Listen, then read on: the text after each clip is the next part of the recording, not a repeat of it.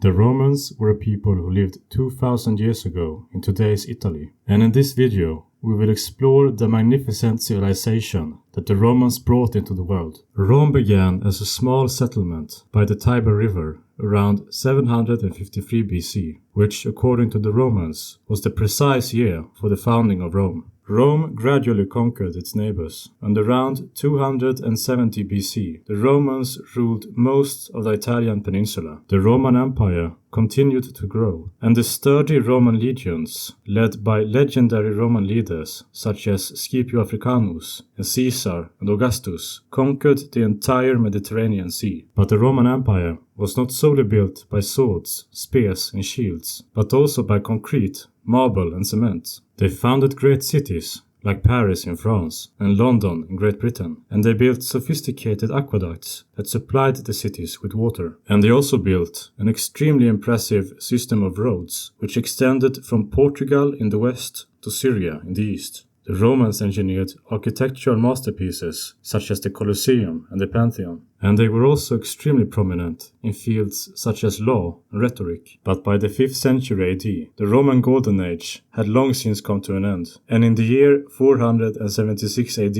Rome was finally conquered by Germanic tribesmen from the north. The Romans were defeated, but the Roman language, called Latin, would remain the lingua franca of Europe. And whereas the Romans had been defeated in the west, the Roman successor state in the east, called Byzantium, would continue to stand strong for 1,000 years. And today, the Roman legacy is still alive and well in the European languages and in important fields such as law and architecture. And with that being said, it's time to conclude this extremely brief introduction to the Roman Empire and the first video on this channel. Thank you so much for watching. God bless.